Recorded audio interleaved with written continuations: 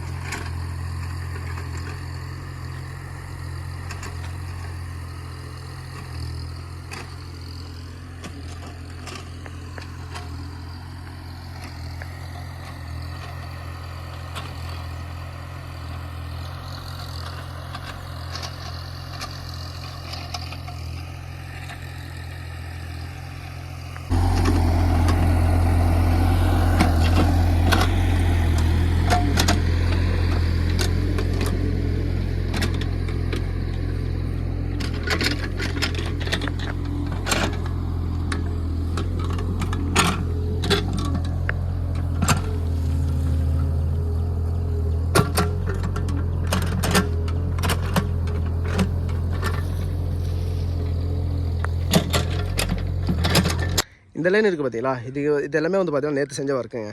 இதுக்கப்புறம் இருக்குது வாங்க இன்றைக்கி செஞ்சது பார்த்தீங்கன்னா கொஞ்சம் சீக்கிரமாகவே வேலை முடிச்சாச்சு. ஏன்னா கொஞ்சம் டைம் ஓவராக ஆகிடுச்சுங்க.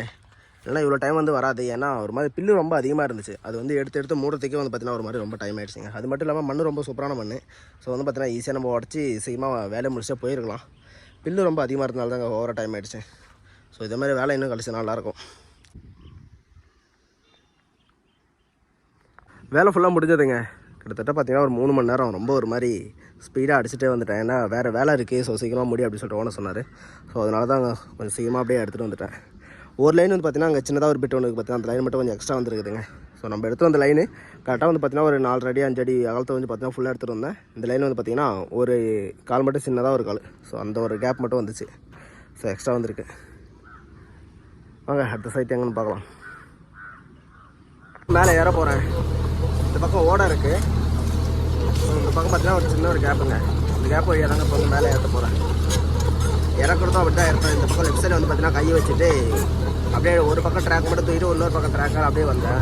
ஸோ திரும்ப அதே மாதிரி தாங்க ஏற்ற போகிறேன். வாங்க எப்படி ஏற்றணும்னு சொல்லி பார்க்கலாம்.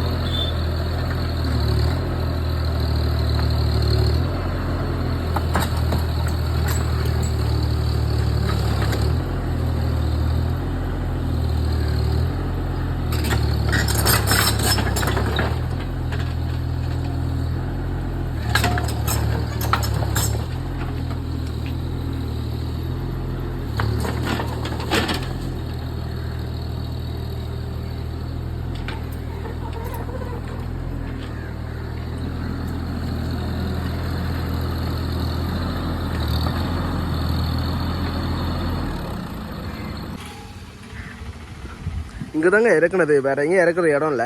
ஸோ பார்த்தீங்கன்னா இந்த மூட்டை இருக்குது, இந்த மூட்டைலாம் கூட வந்து பார்த்தீங்கன்னா நேராக குத்திட்டு நம்ம டிப்பில் ஏற்றும் பார்த்தீங்களா, அந்த மாதிரி கூட இறக்கிருக்கலாம்.